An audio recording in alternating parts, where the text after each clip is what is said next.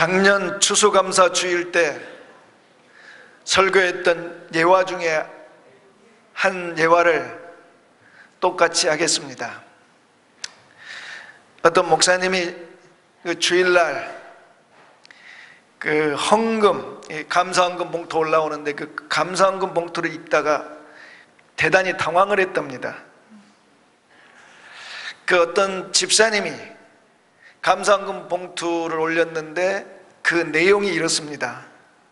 하나님, 방귀가 나오게 해주셔서 감사합니다. 굉장히 그 당혹스럽잖아요. 근데 더 당혹스러운 일은 그 다음 헌금 봉투였습니다.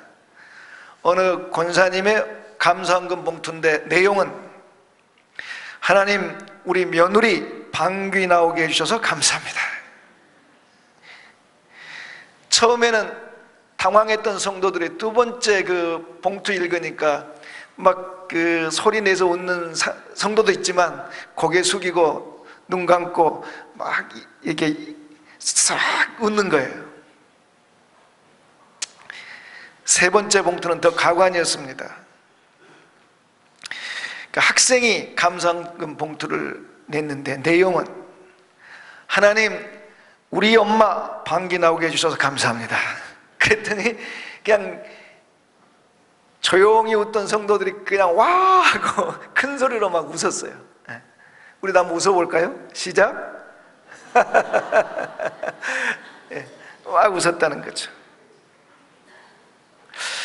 여러분, 그 수술한 사람들이 방귀 나오지 않으면 못 삽니다. 그래서 수술한 모든 사람들이 기다리는 딱 한 가지가 있습니다. 뭐죠? 저는 아마 방귀를 기다리는 거죠. 그래야 살았다, 이제 음식을 먹을 수 있구나. 그 전까지는 방귀가 그렇게 중요한지 몰랐단 말이죠. 그러나 수술을 하고 보니까 그 평상시에 하찮고 말하면 좀 부끄럽고 또 뭐 대놓고 할 수 없으니까 몰래 이렇게 했던 그게 그렇게 중요한지 수술하고 한 거죠. 매우 하찮고 사소하고 일상적인 건데 그 방귀가 나오니까 그렇게 감사할 수가 없다는 거죠. 여러분, 수술할 때만 그렇겠습니까? 예를 들어 여러분, 며칠씩 우리가 방귀를 뀌지 못했다. 무슨 일이 일어나겠습니까? 우리 속 탈납니다. 병듭니다. 죽습니다. 그러나 우리는 그러한 일이 벌어지기까지 또는 수술을 하기까지 이 사소하고 아무것도 아닌 것을 우리는 감사할 줄 모릅니다. 우리는 이 예화 속에서, 이 사실 속, 이 이야기 속에서 한 가지 깨닫는 것, 우리들의 사소한 것, 우리들의 일상적인 것, 아무것도 아닌 것, 이것들에게 우리가 이것들에 대해서 참 감사를 해야 되는구나. 그렇죠? 감사를 해야 될 줄 믿습니다. 여러분, 이 감사를 하면 우리들에게 감사하는 일들이 더 많아지고 더 커집니다. 그런 일들을 진짜 경험을 하게 됩니다. 그리고 우리가 감사될 이유가 있습니다. 감사를 하면 행복해집니다. 제가 퀴즈를 내겠습니다. 여러분이 꼭 맞출 거라고 저는 확신합니다. 여러분, 세상에서 가장 행복한 사람은 어떤 사람일까요? 시작. 세상에서 가장 행복한 사람 어떤 사람이죠? 그렇습니다. 감사하는 사람, 지금 감사하는 사람이 세상에서 가장 행복한 사람이랍니다. 할렐루야. 돈이 많거나 뭐 건강하거나 일이 잘 풀리거나 뭐 그런 사람이 아니라 지금 감사하는 사람이 세상에서 가장 행복하다고 합니다. 우리가 부르는 복음성가 중에 찬양이 넘치면이라는 복음성가가 있습니다. 제가 가사를 한번 불러보겠습니다. 1절을 이룹니다. 찬양이 언제나 넘치면 은혜로 얼굴이 환해요. 성령의 충만한 모습을 서로가 느껴요. 후렴은 할렐루 할렐루, 손뼉 치면서 할렐루 할렐루 소리 외치며 할렐루 할렐루 두 손을 들고 주님을 찬양해요. 2절은 이겁니다. 사랑이 언제나 넘치면 은혜로 얼굴이 환해요. 성령의 충만한 모습을 서로가 느껴요. 3절 따라합니다. 감사가 언제나 넘치면 은혜로 얼굴이 환해요. 성령의 충만한 모습을 서로가 느껴요. 우리 3절 우리 다 같이 한번 불러보도록 하겠습니다. 반주. 예. 3절 감사가 언제나 넘치면.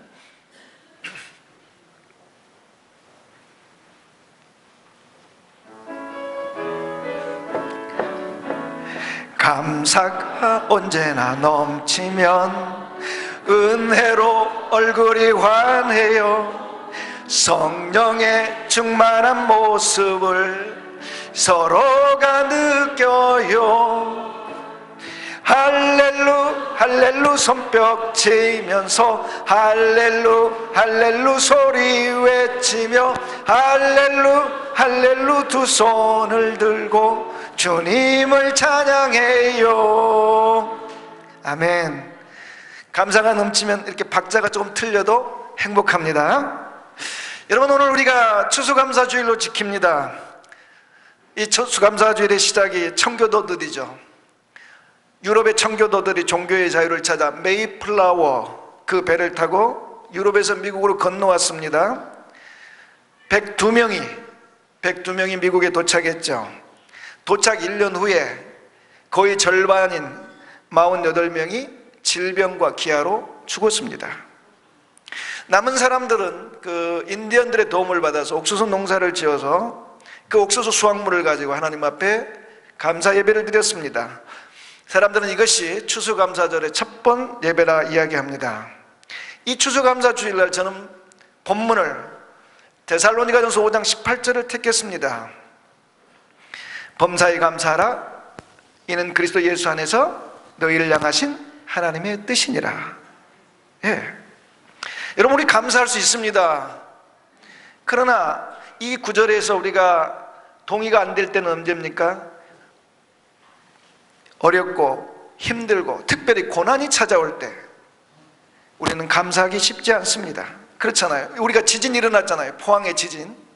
만약에 우리에게 그 지진이 일어나서 집이 기울고 벽이 무너지고 다치고 또 무서워서 집에 들어갈 수 없는 상황, 이 감사가 되겠습니까?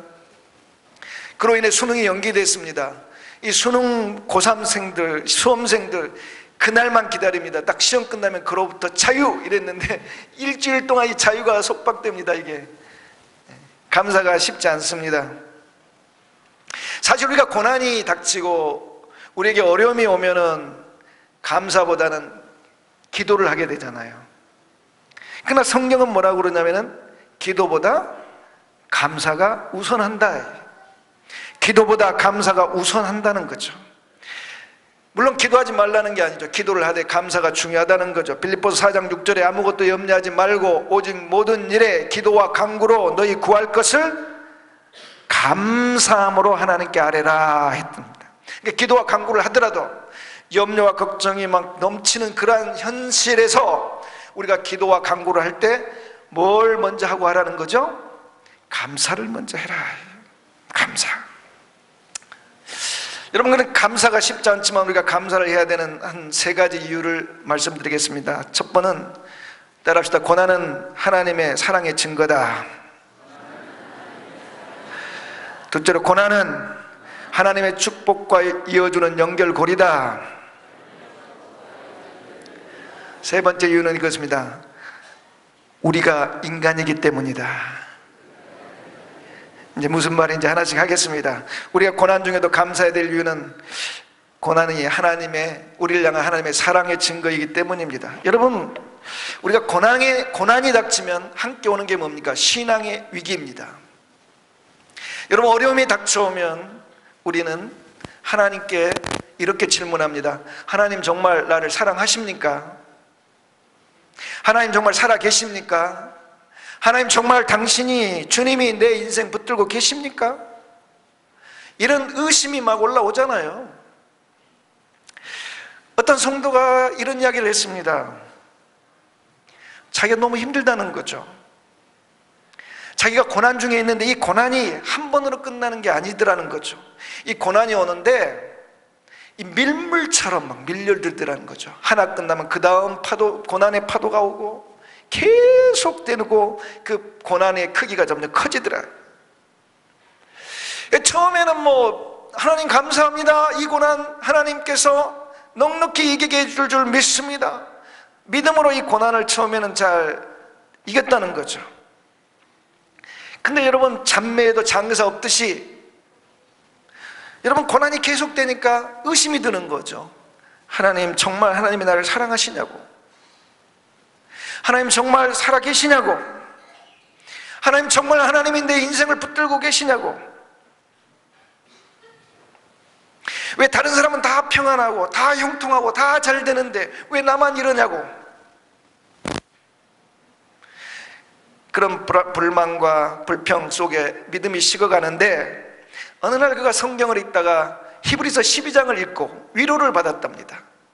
감사를 하게 됐답니다. 샘을 얻었답니다. 특별히 히브리서 12장 6절 8절 보면, 6절에서 8절 보면, 주께서 그 사랑하시는 자를 징계하시고 그가 받아들이는 아들마다 채찍질 하심이라 하였으니 너희가 참음은 징계를 받기 위함이라.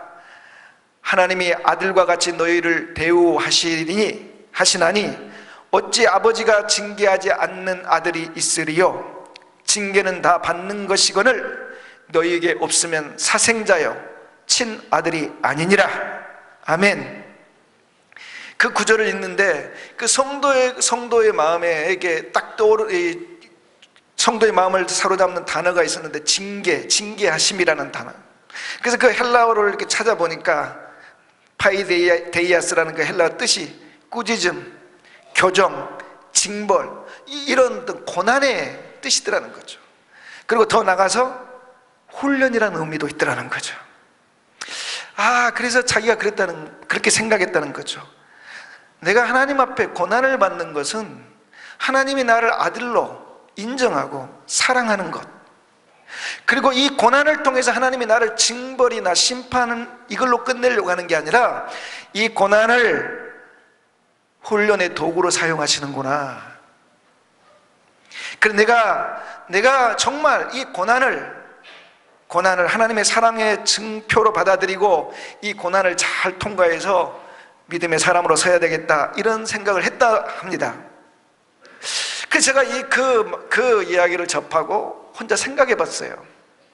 뭘 생각했냐? 정말 그럴까? 정말 그럴까? 곰곰이 생각해 보는데 이스라엘의 역사가 떠올랐습니다. 여러분, 이 땅의 나라와 민족 중에 여호와 하나님, 혈연적으로 여호와 하나님의 친백성이라 할 수 있는 민족이 있다면 유대인들입니다. 그 유대인들, 이스라엘의 백성들, 그 역사, 딱 한마디로 말하면 고난의 역사입니다. 우리는 우리나라 역사를 이렇게 이야기합니다. 반만년의 역사, 고난의 역사라고 그럽니다. 그러나 여러분, 우리나라 반만년의 역사, 고난의 역사, 이스라엘의 그 역사와 비교하면 이건 고난도 아닙니다. 이 유대인, 이 이스라엘 백성들의 고난의 역사 속에 아주 큰 고난 4개가 있습니다. 하나는 이집트에서 400년 노예살이한 겁니다. 둘째로 바벨론 땅으로 끌려가서 포로 생활한 겁니다. 셋째로 로마에게 AD 70년 로마에게 예루살렘이 멸망한 후 2000년 동안 떠돌이 유랑 생활한 겁니다. 그리고 히틀러 나치에게 홀로코스트, 대학살을 당했죠. 600만 명이. 그 수많은 이 역사 속에서 그들은 그 자기들의 조국 가나안 땅에 거기서 뽑혀서 외국으로 끌려가고 살아남을 수가 없었습니다. 근데 너무 놀라운 건 뭡니까? 그 유대인들이 살아남았습니다. 그 유대인들이 이스라엘 나라를 재건했습니다. 그 이스라엘 백성들을 핍박하고 죽이고 고난을 주었던 제국들은 사라지고 그 사람들은 멸망하고 쇠해에 갔지만 이스라엘 백성들은 죽음의 상황에서도 고난의 역사 속에서도 멸망당하지 않고 사라지지 않고 오늘날까지 남아서 국가를 이루고 있습니다. 그들의 국가 땅이 비록 우리나라 경기도만한 땅이지만 여전히 아랍 국가들에 둘러싸여 생존을 이어받지만 지금 세계의 정치와 경제와 문화를 뒤에서 움직이고 있는 사람들이 누굽니까? 바로 이스라엘 사람, 유대인들 아니겠습니까? 제가 그 이스라엘의 역사를 혼자 생각하면서 아, 그렇구나. 하나님의 백성들은 하나님의 사람들 중에 고난과 관계없는 사람이 하나도 없었습니다. 다 고난과 관계가 있었습니다. 근데 그 고난도 일반 사람들이 당하는 고난과 비교해 보면은 비교할 수 없을 정도로 힘들고 어려운 고난이었어요. 그러나 그 고난을 통해서 이스라엘 백성들이 배운 게 뭡니까? 생존의 비법을 배웠고 세상을 움직이는 능력을 배운 거예요. 아, 그렇구나. 하나님께서 하나님의 백성, 하나님의 사람들, 하나님의 사랑하는 자녀들은 고난을 통해서 이 생존의 방법과 능력과 세상을 움직이는 그 힘을 길러주시는구나. 그 이스라엘의 역사를 생각하면서 제 마음이 뜨거워졌어요. 아, 그렇구나. 아, 그렇구나. 이 고난을 감사해야 되는 이유가 여기에 있구나. 우리에게 당하는 고난이라는 것이 형벌이나 심판이 아니라 우리에게 당하는 이 고난, 우리가 당하는 고난이 바로 하나님이 우리를 사랑하신다는 증거요, 하나님이 우리를 믿음의 사람으로 훈련시키는 하나님의 훈련의 도구이구나. 할렐루야. 이걸 믿는 사람들에게는 고난도 감사가 됩니다. 이걸 믿고 가는 사람들에게 은혜가 넘칩니다. 이걸 믿고 나가는 사람들은 아무리 고난이 힘들고 이해할 수 없고 고통스러울지라도 구약의 욥처럼 동일한 고백을 하게 돼 있습니다. 그 고백 이겁니다. 나의 길 오직 그가 하시나니 나를 단련하신 후에 내가 정금같이 나오리라. 할렐루야.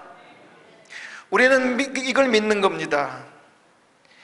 이해할 수 없고 받아들이기 힘들고 견디기 힘든 고난이라 할지라도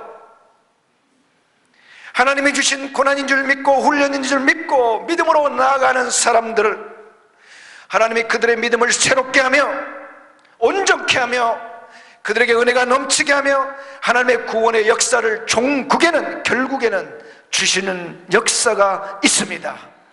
할렐루야. 그래서 우리가 고난 중에도 감사해야 되는 것입니다. 둘째로, 고난은 하나님의 축복과 이어주는 연결고리입니다. 여러분, 우리 한번 상상을 합시다. 푸른 초장, 넓은 푸른 초장, 그 옆으로 흐르는 잔잔한 맑은 시냇, 그 푸른 초장에 많은 하얀 양떼들이 있습니다. 그 양떼들을 푸른 초장 맑은 시내로 이끈 사람은 목자입니다. 그 푸른 초장 맑은 시내, 잔잔한 시냇가로 그 양들을 인도할 때 목자는 험한 길을 통과해 왔습니다. 험한 길, 울퉁불퉁하고 그리고 돌과 바위들이 있고 풀이라고는 하나도 없고 배고프며 목마른 먼 길을 왔습니다. 양들이 그 험한 길을 갈 때 목자에게 이렇게 투덜거릴 수 있습니다. 아, 뭐 하는 거야 지금? 나 배고픈데, 목마른데, 힘든데 언제 이 험난한 길이 끝나는 거야? 양들은 그렇게 투덜거릴 수 있습니다. 목자는 그 투덜거림을 알지만, 양들의 힘든 걸 알지만 푸른 초장으로 가야 하기에 그 험한 길을 이끌고 갑니다. 양들이 걸었던 그 험한 길, 그 길이 바로 푸른 초장, 잔잔한 시내로 이어주는 연결고리인 겁니다. 여러분, 우리 애굽의 총리 요셉을 한번 생각해 봅시다. 많은 사람들이 자녀들을 위해서 기도할 때 다윗처럼 요셉 같은 그런 인물이 되게 해주세요. 근데 이 요셉의 인생을 3단계로 나누자면 17살 때까지 집에서 아버지 사랑 듬뿍 받고 자랐습니다. 17살 때부터 30살 13년을 고난의 세월을 보냈습니다. 노예 생활, 감옥 생활, 곧 죽어야 되는 그런 죽음과 같은 13년을 보냈습니다. 고난의 세월이죠. 30살부터 죽을 때까지 애굽의 총리로 영광의 자리를 차지했습니다. 우리가 요셉과 같은, 우리 자녀들이 요셉과 같은 그런 인물이 되달라고 기도하고 바랍니다. 그렇지만 우리 중에 아무도, 우리 자식이, 우리 아들이, 딸이 요셉이 겪었던 그 고난의 시간 가운데 토막, 13년, 노예, 죄수, 감옥, 죽음, 배신, 그런 눈물의 세월을 살기를 바라는 사람은 아무도 없습니다. 그런 하나님이 예비하신 그 축복의 자리, 애굽의 총리 자리, 그 자리에 가기 위해서 요셉이 통과해야 했던 길은 바로 그 고난의 13년이었습니다. 눈물의 13년. 그 길이 있었기 때문에 요셉이 애굽에 갈 수 있었고, 그 죽음의 감옥에 있을 수 있었기 때문에 애굽의 총리의 자리에 오를 수 있었던 것입니다. 그러니까 그 고난의 시간, 말할 수 없는 고난의 시간, 형들에게 노예로 팔림당하고 도움을 줬지만 전혀 도움을 보응받지 못했던 그 시간, 하나님은 그 시간을 이용해서, 그 시간을 연결고리로 이용해서 하나님의 축복의 자리로 이끌어 주셨습니다. 여러분, 우리 중에 현실이 너무 힘들어 눈물을 흘리고 계신 분들이 있을 거예요. 답답해서 가슴에 화병이 올라온 것처럼 속에서 불이 올라오는 사람들도 있을 겁니다. 아무것도 앞이 보이지 않아 캄캄해서 차라리 영원히 눈을 감고 뜨고 싶지 않는 사람들도 있을 겁니다.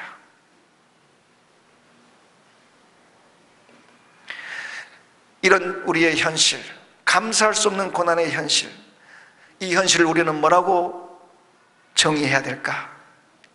저는 이렇게 정의합니다. 우리들의 고난의 현실은 하나님의 대작, 마스터피스, 하나님의 작품을 위한 최고의 재료다. 최고의 재료다. 무슨 말이냐? 여러분, 하나님이 천지를 창조하실 때에 무에서 유를 창조하셨습니다. 우리를 만드실 때, 인간을 만드실 때 흙으로 우리를 만드셨습니다. 히브리어를 보면은 그 흙이란 말이 티끌이란 말입니다. 공중에 날아다니는 하잘것없는 그 티끌을 모아서 하나님이 하나님의 형상을 가진 우리를 만들어 주셨습니다. 하나님은 그 무엇을이라도 주 하나님의 손에 붙들리면 위대한 작품을 만들어내는, 하나님은 전능하신 하나님이십니다. 그래서 로마서 8장 28절에 이런 말씀을 입은 자들에게는 모든 것이 합력하여 뭘 이룬다? 선을 이룬다. 가장 좋은 것을 이룬다 하셨습니다. 그러므로 우리의 현실, 고난의 현실, 고통의 현실, 눈물의 현실, 이것을 우리가 하나님 손에 감사하면서 하나님 손에 올려드리면 하나님은 우리의 현실을 가지고 재료 삼아 위대한 역사를 베풀 줄 믿습니다. 그렇기 때문에 우리의 고난의 현실도 우리가 하나님께 감사할 수 있는 것입니다. 할렐루야. 여러분, 기대하십시오. 우리들의 미래, 비록 지금은 고난일지라도 이 고난의 현실을 하나님 손에 감사하며 맡기면 하나님이 위대한 미래를 만들어 주실 것을 믿고, 이 고난의 현실을, 여러분이 당하고 있는 아픔의 현실을 감사하는 여러분 되시기를 축복합니다. 우리가 감사해야 되는 세 번째 이유가, 고난 중이라도 감사해야 되는 이유가, 우리는 하나님의 자녀이자 인간이기 때문입니다. 우리는 거지도 아니요, 우리는 짐승이 아닙니다. 보릿고개가 한창이었던 그런 시대 때 이야기입니다. 어느 여인이 참 부자였다고 합니다. 근데 그 마을에 거지들이 10명 있었습니다. 이 부잣집 마나님이 매일 아침 이 거지 10명에게 밥을 주었습니다. 그래서 아침에 밥을 할 때 솥을 두 솥에 밥을 했습니다. 하나는 가족들, 하나는 거지들을 위한 밥을 했습니다. 10년이 넘게 그 일을 날마다 했습니다. 어느 날 이 마님이 아팠습니다. 너무 심하게 아팠습니다. 밤새 끙끙 앓고 낫질 않으니까 아침에 온 가족들이 그 어머니, 그 마님의 건강을 위해서 매달려서 밥도 못하고 그러고 있었습니다. 대문 밖에 누가 기다리고 있었습니까?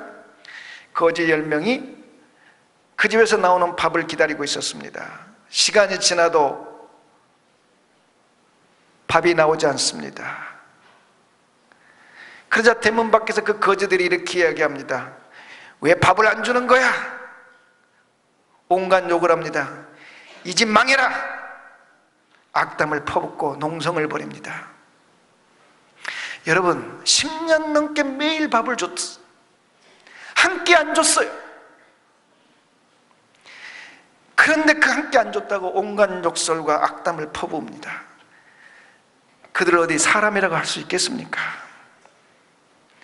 짐승과 다를 바 없습니다. 여러분, 거지 근성이 뭔지 압니까? 절대로 감사하지 않는 것입니다. 거지는 아무리 돈이 많아도 감사가 없습니다. 그래서 돈이 많을지라도 감사를 모르는 사람은 돈 많은 거지일 뿐입니다. 사랑하는 여러분, 하나님은 우리에게 변치 않는 사랑을 주십니다. 어제도 오늘도 하나님은 우리에게 생명을 주셨습니다. 우리는 하나님의 은혜로 살아오고 있습니다. 그런데 가끔씩 고난이 찾아옵니다. 근데 그 고난의 원인들을 살펴보면 대부분 우리들의 잘못이나 우리들의 죄 때문에 찾아오는 고난입니다. 우리는 그런 고난을 만나면 우리의 죄나 우리의 잘못을 돌아보기보다는 하나님을 향해 원망하기 시작합니다. 하나님, 왜 나에게 이런 고난을 주십니까? 태어나면서 지금까지 하나님은 나를 사랑하시고 우리를 사랑하시고 우리를 지키시고 보호하시고 우리를 은혜를 베풀어 주셨는데 그 은혜는 잊어버리고 고난이 찾아온다고 하나님 앞에 원망과 불평, 투덜거린다? 그건 영적인 거지인 것입니다. 사랑하는 성도 여러분, 우리가 하나님 앞에 감사해야 되는 수많은 이유가 있을 수 있습니다.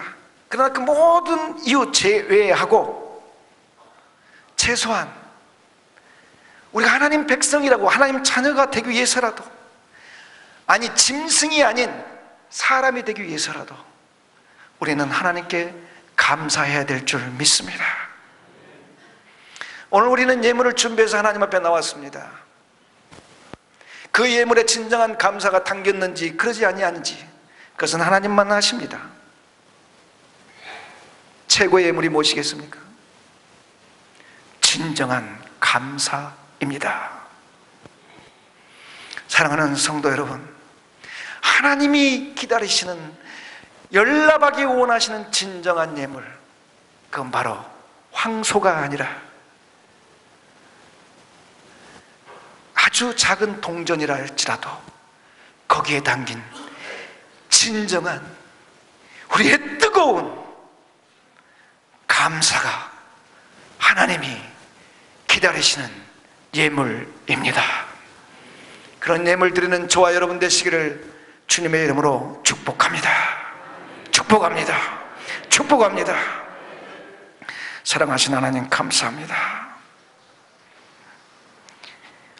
오늘도 우리가 여기에 있을 수 있도록 생명 주신 것 감사합니다. 예배 자리에 나올 수 있는 건강 주신 것 감사합니다. 우리의 감사가 진정한 감사요, 하나님 기뻐하신 최고의 예물 되게 하여 주옵소서. 축복하며 예수님의 이름으로 기도하옵나이다.